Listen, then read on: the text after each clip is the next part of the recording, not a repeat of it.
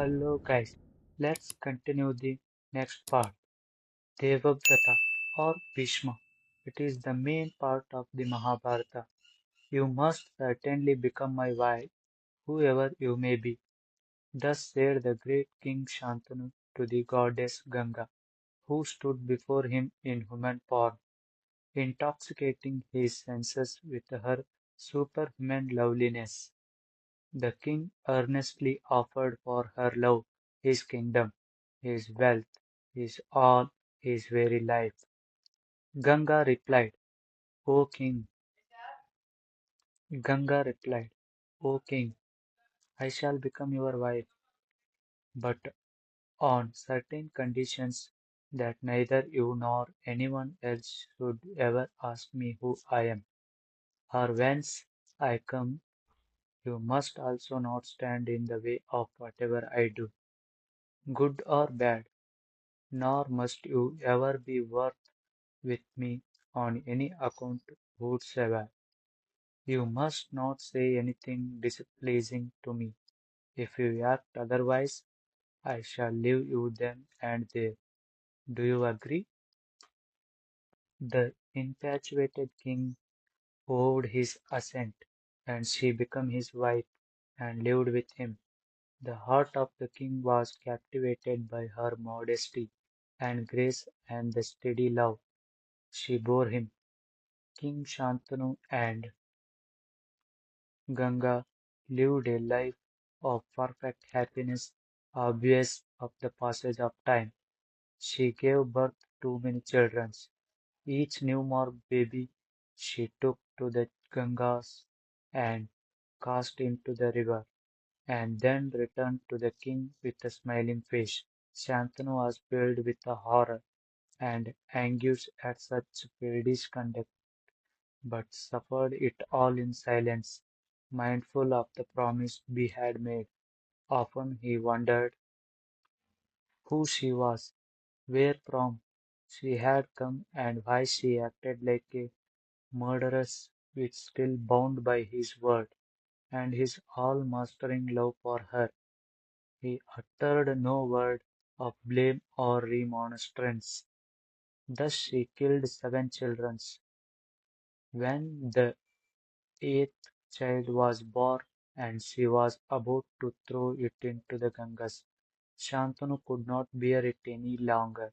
He cried, Stop, stop, why are you bent on this horrid and unnatural murder of your own innocent babes? With this outburst the king restrained her. O great king, she replied, you have forgotten your promise, for your heart is set on your child, and you do not need me any more. I go. I shall not kill this child, but listen to my story before you judge me. I, who am constrained to play this hateful role by the curse of Vishishta, am the goddess Ganga, adored of gods and men. Vashishta cursed the 8 verses to be born in the world of men, and moved by their supplication said, I was to be their mother. I bore them to you, and well is it for you that it was so, for you will go to higher region for your service. You have done to the 8 verses. I up this last child of yours for some time, and then return it to you as my gift. After saying these words, the goddess disappeared with the child. It was this child who later became famous as Bhishma. This was how the Vasas came to incur Vasishtha's curse. They went for a holiday with their wives to a mountain tract where stood the hermitage of Vasishtha. One of them saw Vasishtha's cow, Nandini, grazing there. Its divinely beautiful form attracted him and he pointed it out to the ladies. They were all loud in praise of the graceful animal, and one of them requested her husband to secure it for her. He replied, What need have we? The devas for the milk of cows? This cow belongs to the sage Vashishta who is the master of the whole place. Man will certainly become immortal by drinking its milk, but this is no gain to us who are already immortal. Is it worth our while incurring Vasishtha's wrath merely to satisfy him? But she was not thus to be put off. I have a dear companion in the mortal world. It is for her sake that I make this request. Before Vasishtha return, we shall have escaped with the cow. You must certainly do this for my sake, for it is my dearest wish. Finally, her husband yielded. All the Vasas joined together and took the cows and its calf away with them. When Vasishtha returned to his ashram, he missed the cow and the calf because they were indispensable for his daily ritual. Very soon he came to know by his logic insight all that had taken place. Anger seized him and he uttered a curse against the Vasus, the sage, whose sole wealth was his austerity, willed that they should be brought into the world of men. When the Vasus came to know of the curse, repented too late. They threw themselves on the sage's mercy and implored forgiveness. Vasishtha said, the curse must not needs take its curse.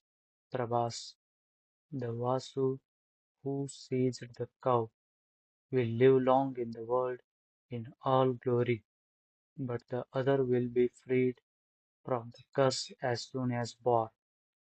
My words cannot prove ineffective, but I shall soften the curse to this extent. Afterwards, Vasishtha set his mind again on his austerities, the effect of which had been slightly impressed by his anger. Sages who perform austerities acquires the power of to curse, but every exercise of this power reduces their store of merit. The Vasus felt relieved and approached the goddess Ganga and begged for her. We pray you to become our mother. For our sake, we beseech you to descend to the earth and marry a worthy man. Throw us into the water as soon as we bore and liberate us from the curse. The goddess granted their prayer, come to the earth and become the wife of Shantanu. When the goddess Ganga left Shantanu and disappeared with the eighth child, the king gave up all sensual pleasure and ruled the kingdom in a spirit of asceticism. One day he was wandering along the banks of the Gangas when he saw a boy endowed with the beauty and form of Devendra, the king of the gods. The child was amusing himself by casting a dam of arrows across the Gangas in flood, playing with the mighty river as a child with an indulgent mother to the king who stood transfixed with amazement at the sight. The goddess Ganga revealed herself and presented the child as his own son. She said, O king, this is the eighth child I bore you. I have brought him up till now. His name is Devavrata. He has mastered the art of arms and equals Parashurama in prowess. He has learnt the Vedas and the Vedanta from Vasishtha and is well versed in the arts and sciences known to Shukra. Take back with you this child, who is a great archer and hero as well as a master in statecraft. Then she blessed the boy, handed him to his father, the king, and decided